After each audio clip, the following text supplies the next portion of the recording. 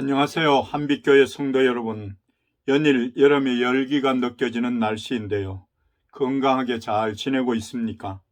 오늘은 요한복음 14장 25절부터 31절까지의 말씀을 읽고 두려워하지 말라는 제목으로 묵상하며 큰 은혜 누리기를 원합니다. 제 성경으로 신약 성경 173쪽입니다. 25절 말씀부터 읽겠습니다. 내가 아직 너희와 함께 있어서 이 말을 너희에게 하였거니와 보혜사 곧 아버지께서 내 이름으로 보내실 성령 그가 너희에게 모든 것을 가르치고 내가 너희에게 말한 모든 것을 생각나게 하리라. 평안을 너희에게 끼치노니 곧 나의 평안을 너희에게 주노라. 내가 너희에게 주는 것은 세상이 주는 것과 같이 아니하니라. 너희는 마음에 근심하지도 말고 두려워하지도 말라. 이제 일이 일어나기 전에 너희에게 말한 것은 일이 일어날 때에 너희로 믿게 하려 함이라. 이후에는 내가 너희와 말을 많이 하지 아니하리니 이 세상에 임금이 오겠습니다. 그러나 그는 내게 관계할 것이 없으니 오직 내가 아버지를 사랑하는 것과 아버지께서 명하신 대로 행하는 것을 세상이 알게 하려 함이로라. 일어나라 여기를 떠나자 하시니라. 아멘. 이솝 우화에 사자의 탈을 쓴 당나귀라는 이야기가 있습니다. 당나귀가 길을 가다가 우연히 죽은 사자의 탈을 줍게 됩니다. 이것을 뒤집어 써자 그를 보는 동물마다 사자가 나타난 줄 알고 기겁하며 도망을 칩니다. 의기양양해진 당나귀는 기분이 좋은 나머지 이힝 하고 소리를 내고 맙니다. 그러자 옆에서 그 소리를 들은 여우가 너 당나귀구나. 내 목소리를 듣지 않았다면 나도 무서워서 벌벌 떨었을 거야 라고 말하며 이야기는 끝이 납니다. 이 이야기 속 당나귀의 모습은 우리와 비슷합니다. 우리는 때로 두려움을 이겨보려고 허세를 부리고 때로는 교만해집니다. 그동안 내가 얼마나 당했는 줄 알아? 내가 얼마나 고통받았는 줄 알아? 너도 한번 당해볼래? 이런 당나귀의 심정으로 죽은 사자의 탈을 겹겹이 덮어 쓰면서 폼을 잡으려 할 때가 있습니다. 그런데 사자의 탈을 쓴 당나귀가 두려워서 도망간 동물들은 어떤 존재들입니까? 그들은 거짓된 두려움에 속아 넘어갔습니다. 그들의 눈에는 당나귀가 사자처럼 보였기 때문입니다. 여우가 깨달은 것처럼 두려워할 것이 아니라는 사실을 알기까지 우리는 얼마나 많은 시간을 두려움 속에서 지냈습니까? 하나님이 주신 삶의 축복들을 놓치며 살다가 기회가 지나고 나서야 그때 더 용기를 내볼 걸, 그때 두려워하지 말고 시도해 볼 걸 하며 탄식할 때가 얼마나 많습니까? 인간의 두려움은 교만으로부터 시작됩니다. 그리고 교만과 두려움은 동전의 양면과도 같습니다. 첫인간 아담과 하와의 타락은 분명 인간의 두려움과 교만 때문에 시작되었습니다. 피조물로 살기 싫다. 인간으로 사는 것이 두렵다. 나도 하나님처럼 되고 싶다는 마음이 범죄의 동기였습니다. 교만한 사람들은 자기의 두려움을 감추기 위해서 매우 노력합니다. 외적으로 과시하는 것입니다. 때로는 그것이 지식일 수도 있고 재물일 수도 있고 명예와 권력이 되기도 합니다. 그런데 바로 그 교만의 뒷면에는 자신의 두려움을 은폐하려는 의도가 숨겨져 있습니다. 그래서 교만한 사람은 남이 나를 공격하기 전에 먼저 남을 공격합니다. 무시당하기 전에 먼저 남을 무시하고 남이 나를 조롱하기 전에 먼저 남을 조롱합니다. 그래야 스스로가 보호받을 수 있다고 생각하기 때문입니다. 이렇듯 교만이란 자신의 두려움을 사람들에게 숨기기 위한 자기 변호와 자기 방어막이라고도 할 수 있습니다. 두려움을 감추기 위한 철저한 엄폐 전술인 것입니다. 그렇다면 교만과 두려움은 왜 생기는 것일까요? 답은 간단합니다. 인간이기 때문입니다. 즉 자신에게 한계가 있고 자신의 삶이 끝날 수 있다는 사실을 깨달을 때 두려움이 발생합니다. 사랑하는 성도 여러분, 그러나 한편으로는 내가 인간이라는 사실을 바로 직시할 때 하나님을 믿을 수 있습니다. 오늘 말씀을 통해 우리가 먼저 생각해 보기 원하는 첫 번째는 우리를 두렵게 하는 것들이 있습니다. 먼저 상실에 대한 두려움입니다.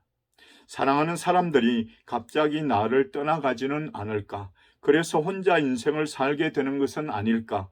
이렇게 열심히 쌓아놓은 재물이 어느 날 갑자기 무너지는 것은 아닐까? 내 명예와 권력이 사라지지는 않을까? 언젠가는 건강을 잃어버리고 생명까지도 빼앗기는 날이 다가올 텐데 그것을 어떻게 감당할 수 있을까 등 상실에 대한 두려움이 우리 모두에게 있습니다. 실패에 대한 두려움도 있습니다. 세상이 얼마나 살벌하고 경쟁적이며 치열한가를 매일 느끼면서 내가 정말 성공할 수 있을까? 이 일을 할 수 있을까? 어쩌면 나는 무능력하고 무기력한 사람이 아닐까 하는 끝없는 질문 앞에서 두려워지는 것입니다. 또 사람에 대한 두려움이 있습니다. 인간관계가 어렵다는 사실을 매일 절감하면서 사람들이 나를 어떻게 볼까? 어떤 시선으로 나를 평가할까? 내가 다른 사람들에게 어떤 존재일까 하는 생각들로 사람들 앞에 서는 것이 불안과 두려움으로 다가오는 것입니다. 이런 두려움이 깊어지고 반복이 되면 마치 질병처럼 우리를 억압하게 됩니다. 우리는 그것을 공포증 혹은 포비아라고 말합니다. 개나 고양이, 뱀을 보면서 두려워합니다. 높은 곳에 올라가는 것을 두려워하는 고소공포증과 물을 보면서 두려워하는 물공포증도 있습니다. 또 환경에 대한 상황공포증도 있습니다. 넓은 광장이나 반대로 엘리베이터 같이 밀폐된 공간에 들어가면 어쩔 줄 몰라 하는 것입니다. 코로나 백신 접종에 대한 두려움도 있습니다. 심지어 현대인들에게는 노모포비아라는 것이 있습니다. 노모바일 포비아, 즉 핸드폰이 없으면, 손에 없으면 불안해하는 것입니다. 사랑하는 한빛교회 성도 여러분, 의학자들은 이런 공포증에 대해서 예방 방법이 없다고 말합니다. 그리고는 너무 스트레스 받지 마세요. 너무 부담감을 갖고 일하지 마세요라며 휴식과 긴장 해소를 권합니다. 하지만 그것이 우리의 두려움을 없이 하지는 못합니다. 두 번째로 두려움을 이기게 하는 평안이 있습니다. 예수님을 믿는 우리는 이 불안과 두려움을 어떻게 이겨나갈 수 있을까요? 오늘 말씀에서 예수님은 우리에게 평안을 주신다고 말씀하십니다. 근심하지도 말고 두려워하지도 말라고 하십니다. 평안을 너희에게 끼치노니 곧 나의 평안을 너희에게 주노라. 내가 너희에게 주는 것은 세상이 주는 것과 같지 아니하니라. 너희는 마음에 근심하지도 말고 두려워하지도 말라고 27절에서 말씀하십니다. 예수님이 우리에게 주시는 평안은 세상이 주는 것과 같지 않다고 하십니다. 21세기 과학시대에 들어왔는데도 불구하고 왜 점집들은 그렇게 융성하는 것일까요? 사람들의 불안 때문입니다. 특히 어떤 사람들은 왜 곤드레 만드레 지경이 될 때까지 술을 먹는 것일까요?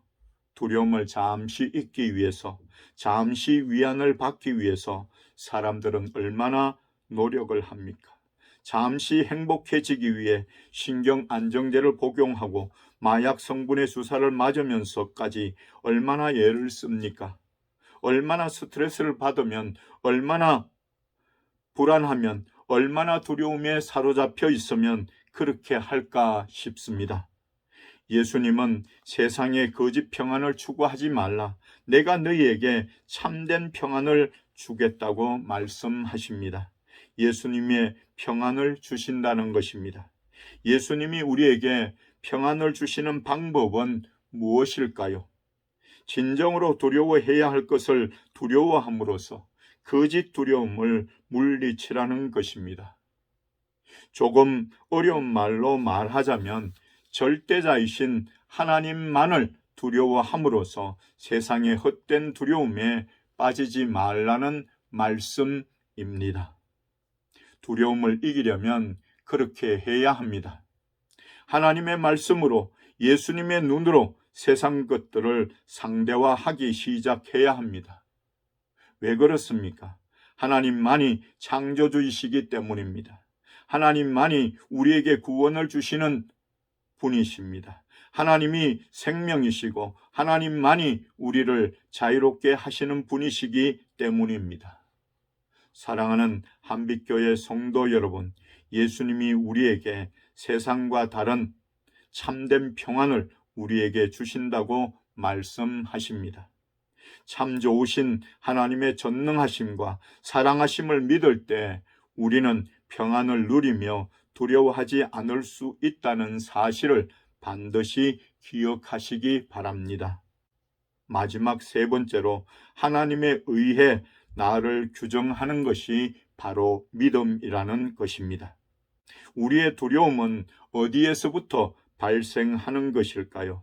나 자신에 의해서 내가 규정이 되면 안 됩니다. 다른 사람에 의해서 내가 규정이 되면 안 됩니다. 우리는 많은 경우에 이러한 잘못된 규정을 안고 살아갑니다. 내가 어떻게 하면 부모님께 칭찬을 받을까? 내가 어떻게 하면 아내에게, 남편에게 인정을 받을까? 내가 어떻게 하면 내 자녀에게 존경을 받을까? 내가 얼마만큼 잘 해나가면 많은 사람들이 나를 귀하다고 여길까? 이것은 내가 다른 사람에 의해 규정을 받는 것입니다. 다른 사람들이 보는 시선에 의해서 내가 평가되는 것입니다. 예수님을 믿는다는 것이 무엇입니까? 하나님에 의해서 내가 규정이 되는 것입니다. 하나님이 나를 보시며, 그러나 너희는 택하신 족속이요 왕같은 제사장들이요 거룩한 나라요 그의 소유가 된 백성이니 이는 너희를 어두운 데서 불러내어 그의 기이한 빛에 들어가게 하시니에 아름다운 덕을 선포하게 하려 하심이라. 고 베드로전서 2장 9절에서 말씀하셨습니다. 그래서 나를 죄 가운데서 구원하신 분이 하나님이시란 사실을 믿고 주어진 일을 감당할 때 세상에서 부딪히는 불안과 두려움에서 벗어날 수 있는 것입니다. 그래서 종교개혁자들의 목표는 명백했습니다. 어떻게 하면 하나님을 기쁘게 해드릴까 하는 것이었습니다. 그래서 그들의 모토는 오직 하나님의 영광을 위하여, 솔리 데오 글로리아, 즉 오직 하나님께만 영광을 돌린다는 것입니다. 이 한마디를 갖고 자신들의 모든 삶을 규정했습니다. 그리고는 목숨을 건 종교개혁자로 산 것입니다. 나를 위하시는 아버지 하나님이 계심을 기억하십시오. 우리는 너무 많은 시선에 의해서 스스로를 규정하려고 합니다. 그렇게 하면 결국 내가 없어집니다. 그리고는 내 속에 불안과 좌절, 두려움만이 남아 나를 지배하게 됩니다. 우리는 이것을 내쫓아야 합니다. 그리고 진정으로 하나님만을 두려워함으로써 세상을 이겨나가는 사람이 되는 것, 그것이 믿음이며 하나님 자녀로서의 특권입니다.